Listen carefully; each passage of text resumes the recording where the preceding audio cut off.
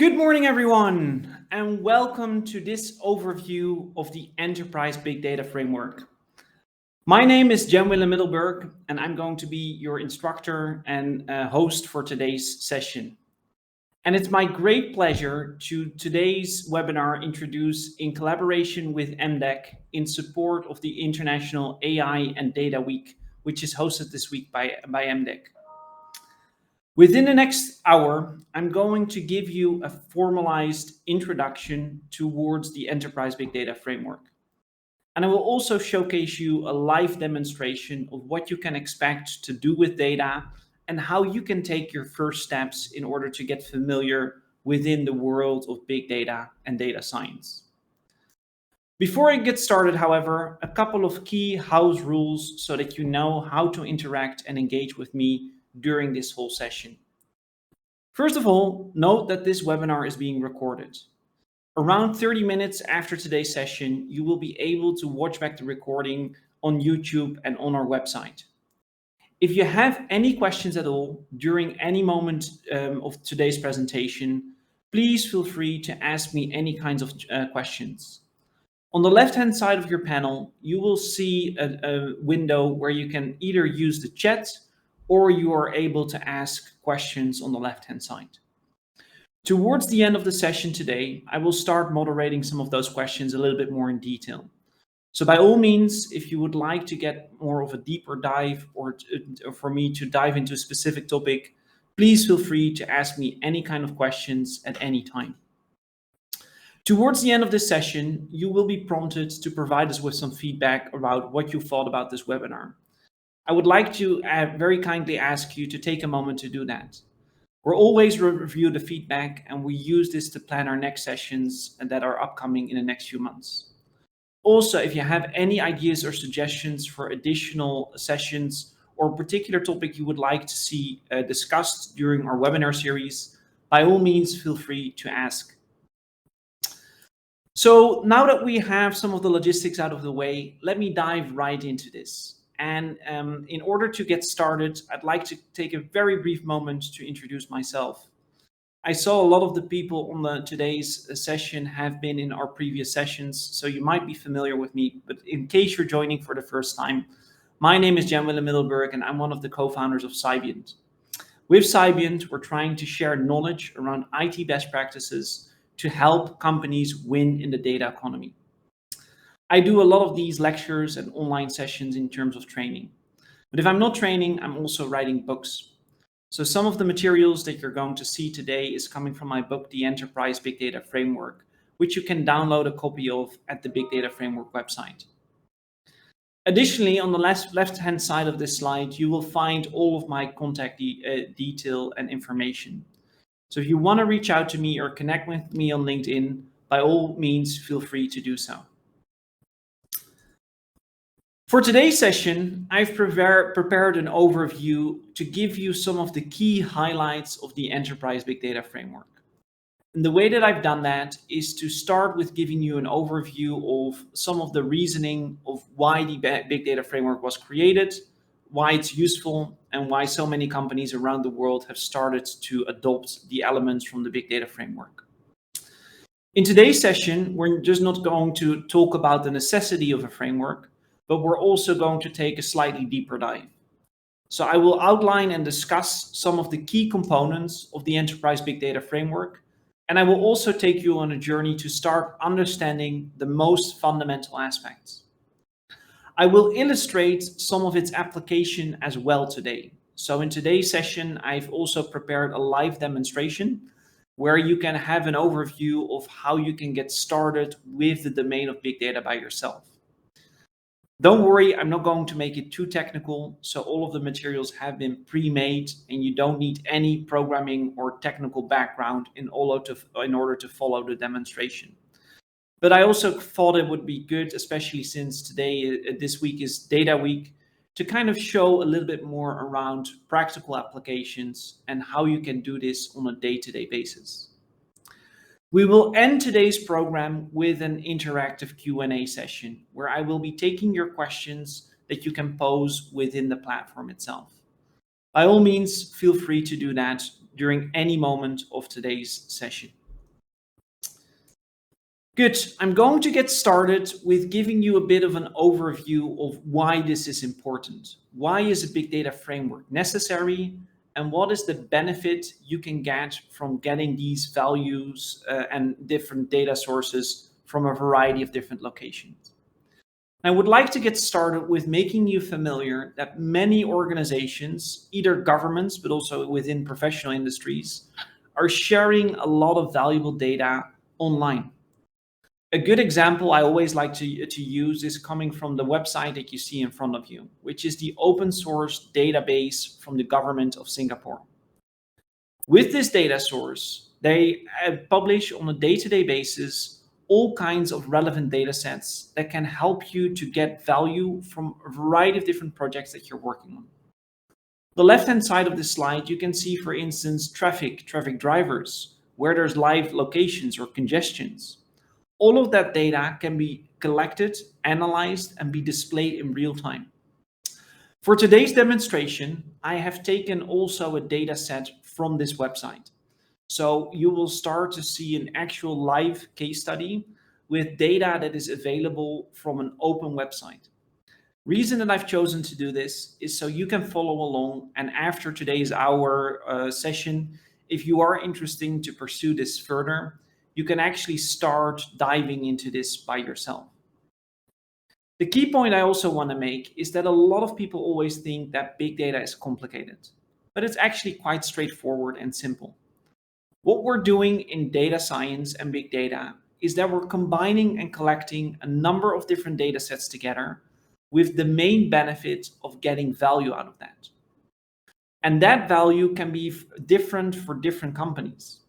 So one of the key challenges that a lot of organizations are facing is, how do I get that value from the data? And that's really a great first stepping stone to start thinking about. Because before you can actually do this, you would need to know, what is your end goal? There is so much data out there in the world that you could potentially spend the rest of your life analyzing data sets. So the key purpose and the key question you need to ask yourself is, how am I going to improve my decision making? And where will the value for my organization come from? And this is already kind of a slight introduction of why a framework is necessary. A framework will bring structure, and it will guide you towards the right kinds of questions, regardless of your industry and regardless of the size of your organization. Let's dive into that a little bit more in detail. So getting value from data is really one of the crucial elements that we thought about. And another great example of that is the one that you see here on the slide. This is also data that I've pulled from the Singapore website. So it's data that's real time and is open. Obviously, I've made a bit of a screenshot to kind of make it static in today's presentation, but this is something you can do by yourself. This is not an easy or not a very difficult task. What you see in the slide in front of you is reported dengue cases over the last year. So you can start to see and plan for any kind of health concerns that are in a particular area.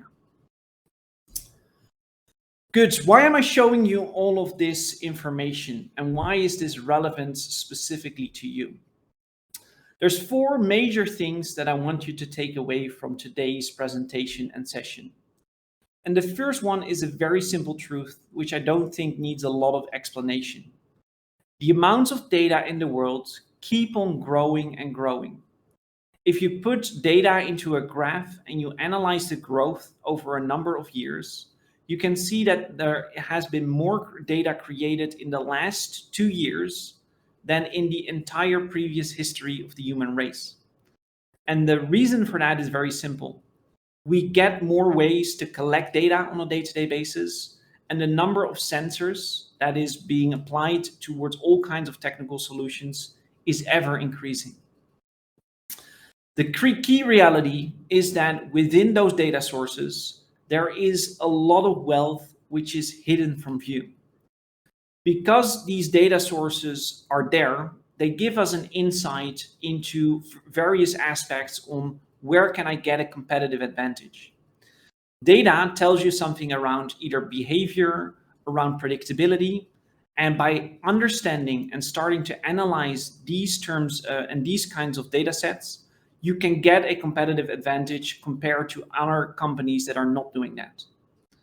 So the truth around why you should analyze data is simple. It will help you make better decisions. And if you consistently make better decisions than any of your competitors, you will have the ability to win in the data economy. And that's basically the full circle around why we are so interested in this. However, there is one key aspect that you would need in order to do that. And that is skills and capabilities, which you see deflected here as the third bullet point on this slide. The analysis of big data, and especially if you get a little bit more into complicated algorithms, is by no means an easy task. And therefore, it starts with understanding. And by no means am I going to say that in this very short webinar today, you are going to be able to understand everything, because the domain of big data and data science especially requires years to master. What I do try to do today is give you some slight inspiration on how you can get started. Because when I started my career also in data science, I found that this was one of the hardest starts. How do you can get started without starting to dive into all kinds of complicated matters? So what I will do in today's session is try to help you get underway. It is really crucial that in order to get that value from data sets, you will need to have skills and capabilities. Maybe that's even more important than the data sets itself or the technology behind it. Because if you're unable to use this in an effective way, it becomes very difficult to analyze and make good decisions upon that. The last and major point, which is kind of immediately a bridge towards what we're going to discuss today, is that many organizations are struggling with this. And over the years that I've been involved in this domain, I've seen a lot of discussions in companies go. Every company recognizes the need for these kinds of analytic and big data solutions, but they lack a consistent approach. And that was why the big data framework was created, because within a framework, we're trying to bring a particular structure that makes it easy for companies to start to adopt and adapt these kinds of best practices. So what we've really tried to do when we started to create the big data framework is to provide this universal structure that can be applied towards every single organization, no matter in which country or which industry they are related.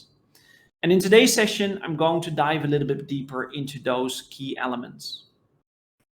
So in summary, if we look a little bit deeper into this and see some of the key reasons why the big data framework was created, is that there is a need for a consistent approach. What I also found during the creation of this framework is that most of the other materials, as well as educational programs, are very much focused around a particular vendor or a particular technology. Whereas if you want to take data into a bigger picture, you should really start to take a vendor independent approach to big data. At this moment, around 90% of the other data programs is vendor driven. Companies that try to specifically help you with a particular technology. And this is mainly driven by cloud providers like AWS, Microsoft, and Google. However, in order to ensure that there is a consistent approach, there is a high need for standardization and big data best practices. And this led towards the creation of the big data framework. So what we really try to do is making a practical approach that everyone can use and that is very easy to enter, but that is very much in depth. And that is what I will go into in the next few slides. I'm going to get started with the end in mind, which is an overview of the enterprise big data framework. And on this next slide, you will see the 6 crucial or core capabilities that are an essential part of the big data framework. We deliberately labeled each of these areas as capabilities because in order to be successful with big data in any company, you would need to have capabilities into these 6 different domains. It's really not possible to skip one. Within the next few slides, I'm going to go slightly deeper into each of these 6 capabilities. but I always think it is good to start with the end in mind. If you look at the structure of the enterprise big data framework that you see depicted here in this graph, you see that it consists of 6 major capabilities that start all the way at the center. In order to be successful with big data, it is first and foremost very crucial that you have a big data strategy. Without a big data strategy, it's becoming very difficult to make the adequate decisions on how your organization or company is going to retrieve value from data sets. The strategy also determines to a significant extent what the return of investment for a company will be. Because yes, you will need to invest time, money in tools and people in order to be successful with big data.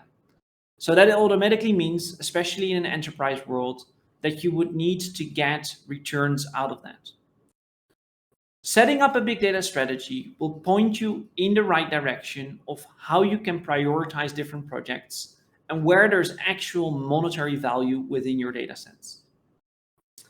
In the second core aspect of the big data framework, we need to dive into big data architecture.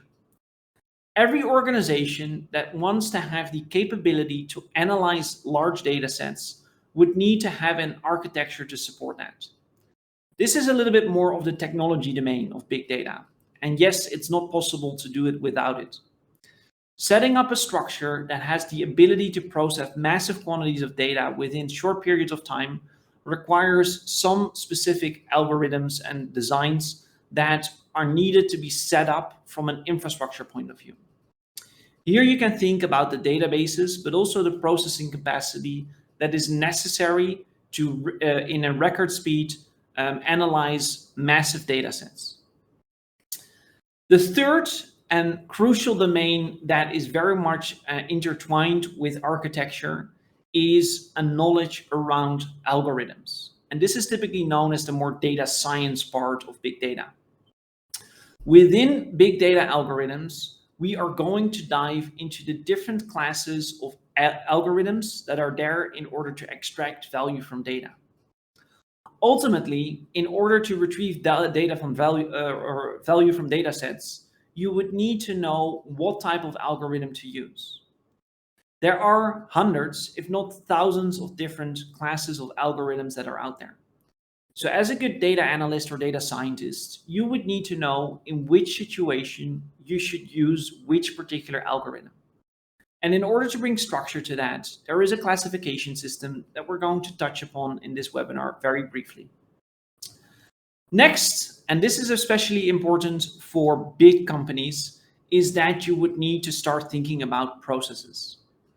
Analyzing data, especially in larger companies, requires analysis across different departments and brings all kinds of questions when it comes to data privacy, data security, and data governance. In order to use data in a safe and consistent manner, any organization would need to set up a number of crucial processes that can be used in order to guide that process. These processes are not only useful, in many countries they are mandated and they are implemented by law.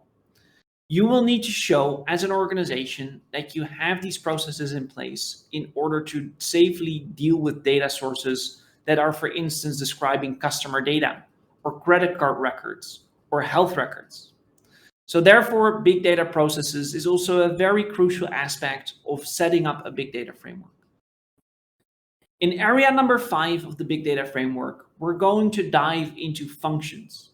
And I always refer to this as the people aspect around big data. Functions look at the way in which you would need to think about the people components in your organization. Think about your organizational structures, how to set up an education program, or how to build a center of excellence for big data in your company. All of these aspects are very crucial for success because you can have the most fancy technology in the world and the best data sets. If you don't have a structure in place in which people can work with that, your initiative will ultimately fail. So that's why this is the 5th and one of the most crucial aspects of setting up a framework. The last critical capability that you see within the big data framework is called artificial intelligence, which is also one of the hot topics today. And if you look at the picture closely, you can see that this is a circle that encompasses the other 5 domains. A lot of companies are taking the first steps to start embedding artificial intelligence algorithms in their workplaces. But if you look at that closer, you can start to see that this basically builds on your existing data architecture and infrastructure that you already need to have in place. Getting started with artificial intelligence is very difficult if the other 5 capabilities are not there. So I always like to depict that as an additional capability that is around the other 5. As soon as you have these other 5 in place, it becomes an easy next step in order to set up artificial intelligence. Because if you look at that from a technical perspective, it's just a different class of algorithms, but it's all running on the same technology, the same processes, and the same data sets that you're analyzing within big data. So if you ever wondered what the relationship is between AI and big data, I hope this slide clarifies it towards a more significant extent. What I will do in the next segment is that we're going to be diving into some of the crucial areas around big data and the big data framework capabilities that we discussed in the previous segment. What I will also do is start to illustrate that with some practical and real hands-on examples. And for that, I have prepared a demonstration today, which you can follow along, and I will share the links towards those files after the session today. You will also be able to download that from the website. However, before I dive into the demonstration, I'm going to get started with giving you some slight overview and guidance into some of the crucial capabilities. And it all starts with setting up a big data strategy. The people who have been with me on some of the previous lectures know that I always like to use this particular quote, which is coming from the book and the movie Alice in Wonderland. It's a very famous phrase that says, if you don't know where you're going, any road will take you there. And this saying or this proverb is maybe more true for analyzing big data sets than for anything else. It's the essence of having a strategy first before you start to take any kind of action. If you don't know what the end goal is going to be, if you don't know where data is going to deliver value in your organization, you can spend hours, days, if not years, analyzing all kinds of data sets, which might ultimately lead to all kinds of interesting insights. The real question, however, is whether those insights are relevant for a particular business. Can we actually enhance decision making? And will that enhanced decision making lead towards either a competitive advantage, new product developments, or any other form of return on investment? And if the answer to that question is no, then it's probably not a very good strategy to begin with. So in order to set up a big data strategy, most organizations run through a cyclical approach, which is repeated every year or bi-yearly to define how data is going to extract value from data sets. In order to do that, there is a methodology that you see here on the screen, which starts with defining first and foremost, what are your crucial business objectives? How can the data that we currently have in the organization or maybe externally support that? And based upon that analysis of where do you want to be versus what is your current capabilities, how can you start to identify and prioritize a number of crucial use cases that you could start to work on? Actual results or projects that will bring value towards the organization. As soon as you've identified what those use cases are and what their priorities will be, you can start to set up a roadmap. And this defines what the projects in your organization will look like. Ultimately, as soon as those projects have been done, they will need to be embedded within the day-to-day processes and operations of the organization. This is a very logical step, but one that many organizations tend to forget. Yes, it's very nice if you can have good insights and have enhanced decision making. but you would need to make sure that this is structurally changing the way you operate. And that is done in that last segment, which is embedding it through change management. I can talk probably for 2 or 3 more hours around big data strategy, but for the sake of time, I hope that this overview gives you a good first indication of how you can start to define a crucial strategy. The second critical capability that we've seen in the big data framework is the setup of a big data architecture. You need to realize that in order to process massive quantities of data and still retrieve value, that you will typically need to get the results of your analysis within a limited period of time. It's not very useful if you need to process terabytes of data and it will take you 2 or 3 days before you will get the results. That means that for almost every big data environment, you would need to start setting up a different type of architecture. And one of the architectures that is mainly recommended within a big data environment is one that is able to support distributed processing and distributed storage. On the slide in front of you, you see a high-level reference architecture of how you can structure a big data environment. Take into account that you would need to set up things like a framework provider, an application layer, as well as system orchestration to manage the different jobs that are going on within your environment. In today's session, we won't go into the technical details of setting up this architecture. But if you're interested in that, we do have a video that explains this in more detail, which is also available on the Cybiant YouTube channel. Why it's crucial to show this is that the number of big data tools that can support this architecture is massive. There's literally hundreds, if not thousands of different tools that you could use in order to store your data, in order to analyze it. And these tools also specifically have specializations in different industries. Most of you will be using common tools that are provided by the cloud providers, which I already mentioned are typically Amazon, Microsoft, or even Google. And these tools are a great way to get started. But in order to set up a more advanced architecture, you would really need to think about how your infrastructure, analytics, as well as applications are going to ingest and exhale different data sets between the different applications as well. Good. It's really not possible to do any kind of presentation nowadays around big data without briefly mentioning Hadoop, which is one of the most common architectures that is being used in almost every big data environment. The Hadoop framework is a Java-based programming framework that enables that automated scaling and distributed storage and distributed processing. And many of the tools that I showed on the previous slide are based upon the Hadoop framework. If you're interested in becoming a data engineer or data architect, I highly recommend you to start reading up around what distributed processing and storage can do and learn a little bit more around the Hadoop framework. Good. The third critical capability that we're also going to see in practice is that of big data algorithms. And in very simple terms, an algorithm is nothing else than a way to process data sets.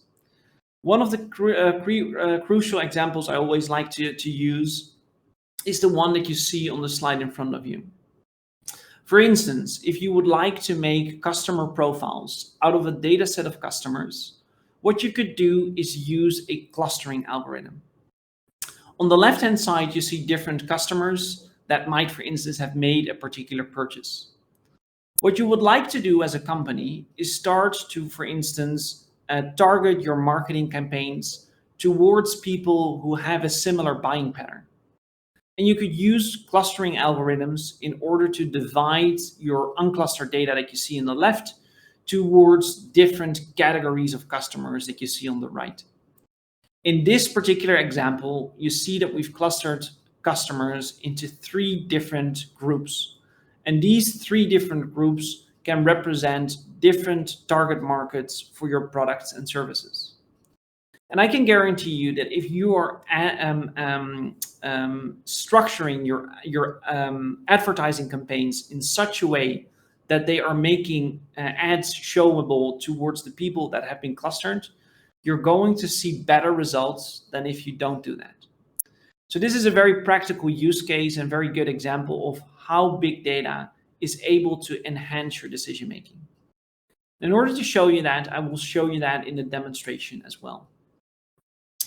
Another very good example of how you could use algorithms in order to make enhanced decision making is the classes of outlier detection algorithms.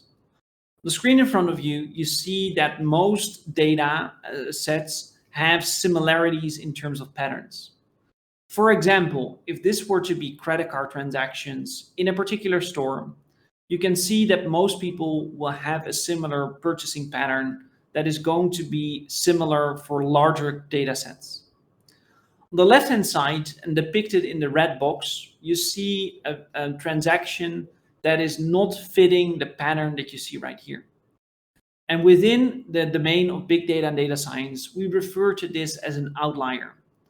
An outlier is a point that does not fit within a particular other group of data points.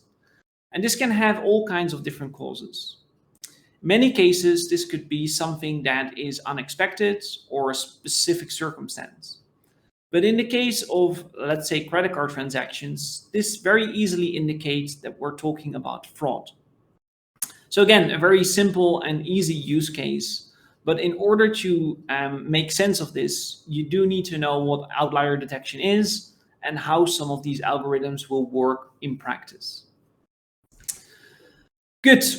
In order to make this all a little bit more practical, because you've already been listening for around 20-25 minutes around the theoretical aspects of big data framework, I thought it would be very good to start today's session with also giving you a little bit more of a practical example. So what I've done for today is that I've prepared a small little lab, which will just take 5 or 10 minutes, but I will show you what the more practical side of big data will be. For this lab, I've selected the data set that is coming from that open source digital portal that we've seen before from the Singapore government. And I've also set up a very simple environment, which is open source and available for everyone in Google, which is using a Python script that will help you to get started with this by yourself. So give me a moment to switch screens so we will go towards the live demonstration.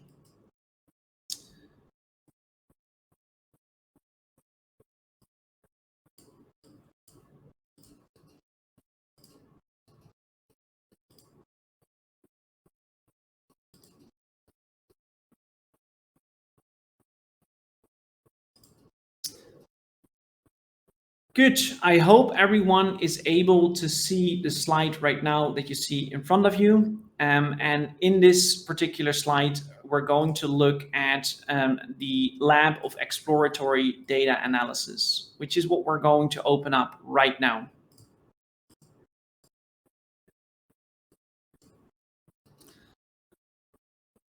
The environment that you're looking at right now is giving you an overview of how you can start your journey with learning a little bit more around big data and big data analysis. The environment that I'm showing is based upon the Google Cloud infrastructure. So it has the ability to rapidly scale up and scale down. In order to analyze massive data sets, so that's when I'm talking about multiple terabytes of data, you would need to start creating a paid account. But for simple data analysis and analytics solutions, this is actually a good enough environment that is able to showcase you how you can get started by yourself. Just wanted to do a very quick check if everyone is able to see my slides. So let me have a quick look at that. And yes, I think it is up and running. Good. So what is it that we're doing right here? So what we're going to be showcasing you is basically how do you very quickly import data sets from a particular environment, and how can you then start to run some first forms of analysis. This is the reason that this particular lab is called exploratory data analysis, which you see right over here. and is going to be the main focus of this program. What we're going to be doing is that first and foremost, we're going to use a link that is from the open data project that I mentioned earlier. So the data set that we're actually going to look at is the one that I've showed you earlier, which is coming from the data.gov.sing website, which is the open source data repository of the government of Singapore. The data set that I've selected for today is around universities, and it's looking at intake, enrollment, and graduates by course. So if you're, for instance, a potential new employer, or you would like to do a marketing or a hiring fair, or you are a company that is looking for new talent in the workplace, you can use this information, which is available for free on the website, to for instance, target particular universities or where to focus your efforts in order to get the best graduates for your company. So what I've done for today is that you can download the data sets by clicking on the button right here, but I've already done that for the sake of the speed for this demonstration today. So in this first segment, you can find the link towards the data set, and I will share you the link towards this open source repository after the webinar today, so you have the availability to kind of follow along as we go through this. One of the easy ways in which the analysis of big data works is that you can have written descriptions, which are very similar towards Word documents. And within that, we are embedding some first data analysis processes. So just in order to very quickly show you how this works, what we would like to do first is upload the data set that we've just downloaded from this website.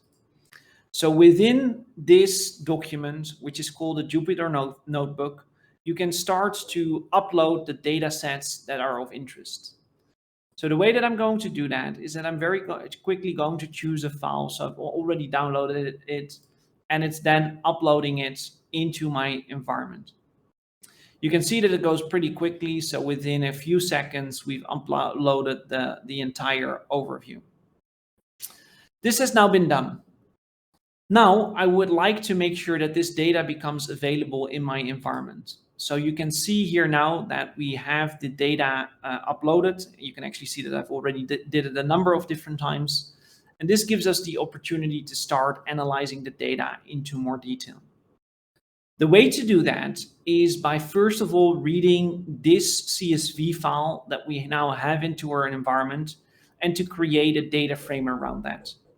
Data frame is nothing else than, in very simple terms, the structure of an Excel sheet. And that means that we can very quickly run through rows and columns in order to extract value from the data sets.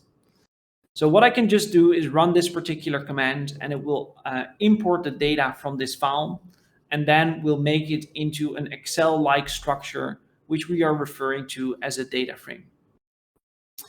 Now that I have that large data set available in my environment, and for today's demo, it's just a smaller type of data set, you could actually do this in Excel. But note that this will also work if you have millions or hundreds of millions of records within your data set. So one of the quick ways, and this is how you can get started with learning a little bit more around big data and data science, is to start with some exploratory data analysis. And this is why you would need to know a little bit more around the algorithms that I talked about in the previous segment, because you would like to have, first and foremost, some critical capabilities and features around data sets. So what I've done in this demonstration is that I've already produced a number of, I would say, easy and frequently used functions that you will see in almost every type of data environment. So for instance, we would like to first and foremost know how many data sets are in there. So we could use the info command to do that. Or we would like to have a look at the first couple of observations that are part of our data set.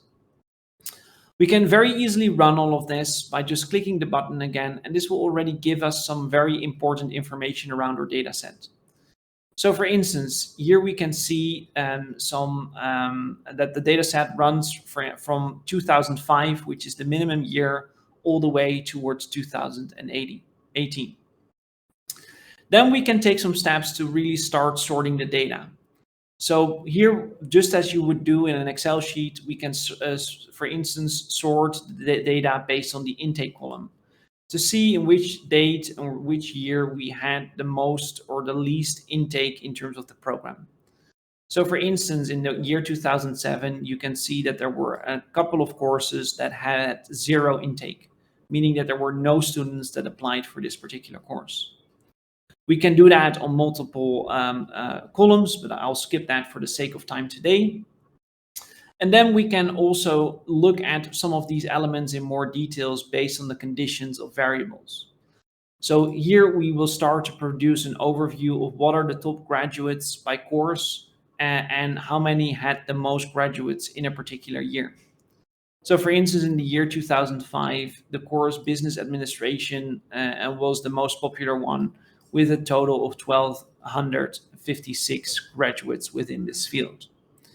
So this is of course relevant if you are recruiting from this particular university and you would like to know which, for instance, university should we partner with in order to give us the best students for employment.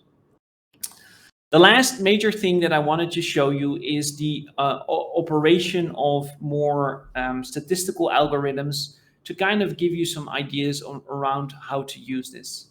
And this is what is done within the summary statistics. Since we have limited time today, I will start to show you this particular file, and I will share the link with you as part of the follow-up email that everyone will receive after this webinar session has been completed. But the real thing that I really want you to take away is that it's relatively simple and easy to get started with big data and data science, and to really start using these kinds of pre-made exploratory data analysis techniques, which I've just shown. Good. For the sake of time, unfortunately, we would need to move back towards the slides, but if you're interested or have more questions around this, you can always reach out to me after today's session. Good. Give me a quick moment to go back towards the main presentation for today and start sharing the slides again.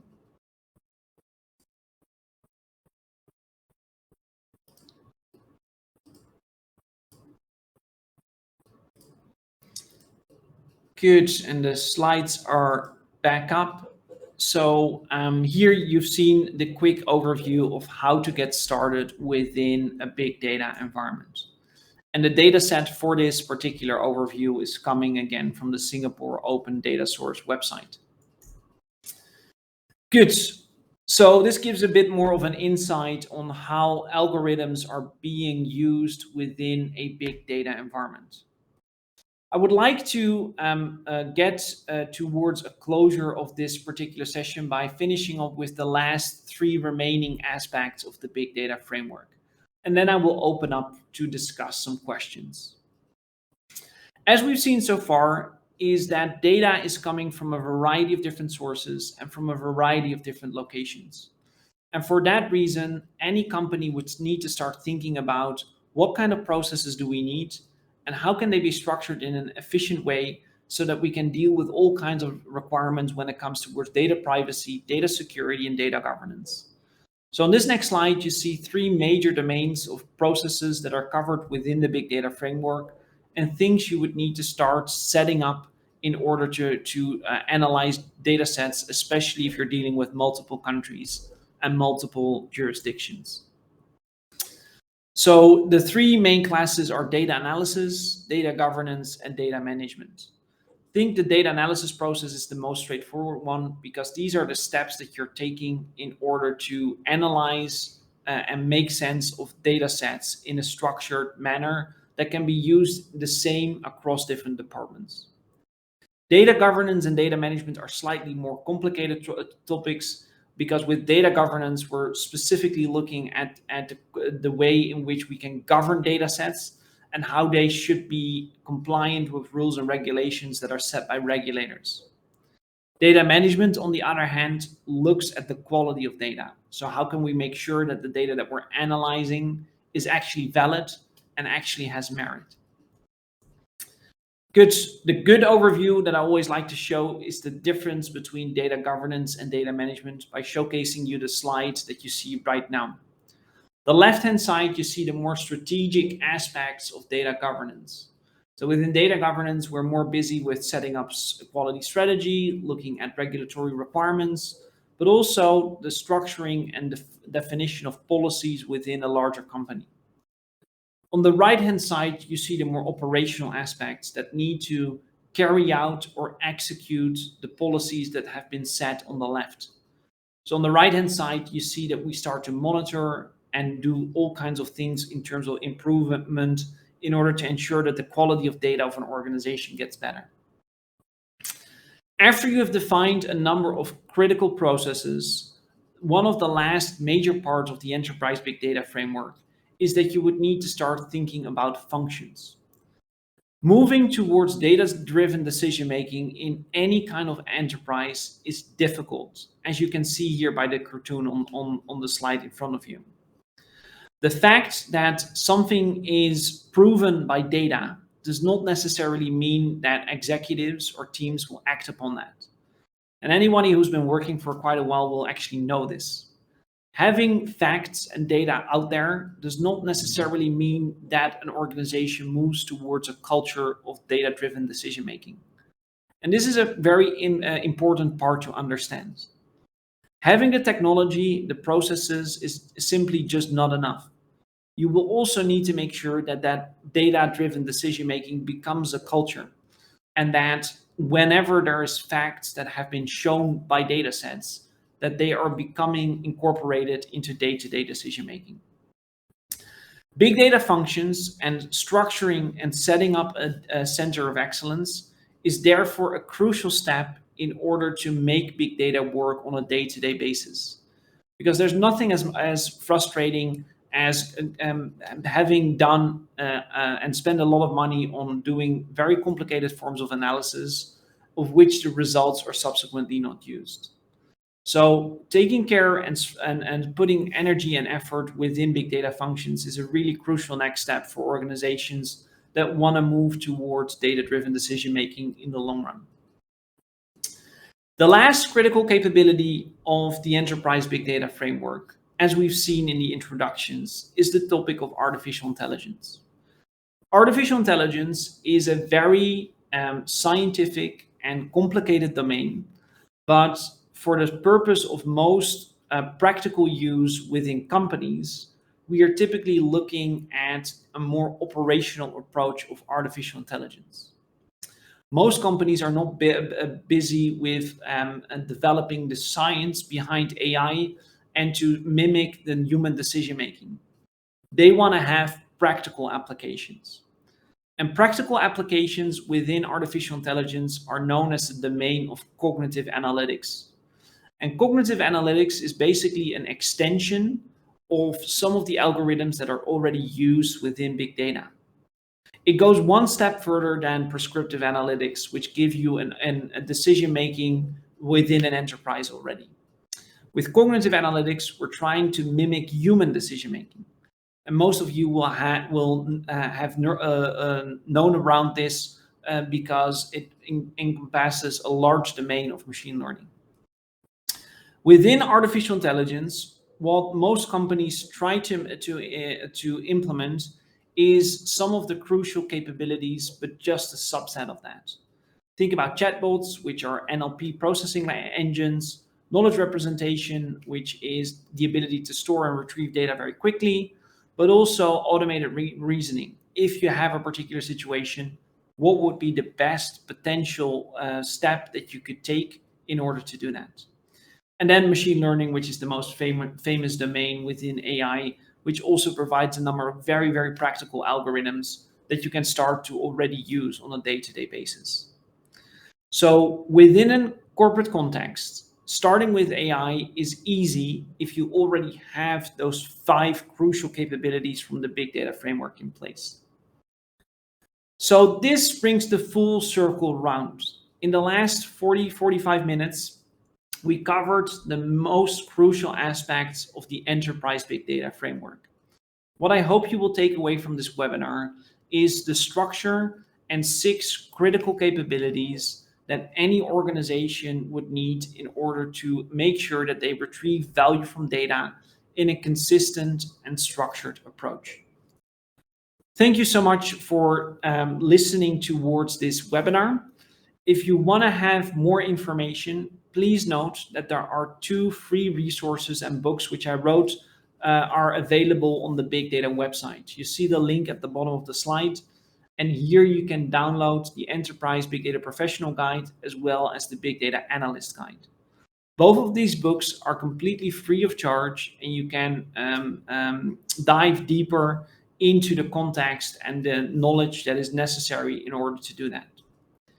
If you want to take it one step deeper and go into a more formalized certification program, note that we are delivering this almost every month. So our next upcoming analyst course is from 8 to 12 November. And if you want to have more of an introduction, then the Big Data Professional program would be most suitable for you. All of these courses are delivered virtually, so you can join from anywhere in the world. And we will go through all of these steps in a way more detailed approach and get you ready for the official APMG examination. Good. So I've seen quite some questions coming in during the presentation today. So I'll quickly moderate some of these because we have around 5 minutes left. Good. The first question that I see come in on the left-hand side is, does the video recording and presentation slide deck will be shared? The answer to that is absolutely. So it will take around half an hour for the recording to process, but we will put it up on YouTube and on our Cybiant website within 30 minutes after the course today. Then, second question is from Kurt. Hi, Kurt. From a course perspective, who should go for the data analyst training and who should go for the data professional training? The data professional training is really more of an entry-level course for people who don't have any background with data science or big data at all. So it provides you more of an introductory approach. The data analyst is more of an in-depth training. So within the data analyst course, you learn also all of the algorithms that we've just shown. And we will also go into understanding these data sets and the practical aspects. So in the analyst course, you will learn how to use that whole system that I just showed you, how to build the scripts by yourself, and how you can actually use these data sets in order to retrieve value from data. So that's the main difference between the two. Most people start with a professional course just to kind of refresh their memory a little bit around fundamental concepts around what is clustering, what are algorithms, etc. And then they move further towards the analyst course. So I hope that that answers your question as well. Good. Let me see if there are any other questions right now. I don't think so. Let me have a quick look at the chat as well. There are no other questions. I would like to once again thank everyone for participating in this session today. It's really been a pleasure to have you. I hope that you have enjoyed the Data and AI Week of MDEC this week, with which they had a variety of very, very good sessions. And I really hope to see you on any of our upcoming events again. Thank you so much for your time today, and look forward to seeing you back on any of our next events. Bye-bye.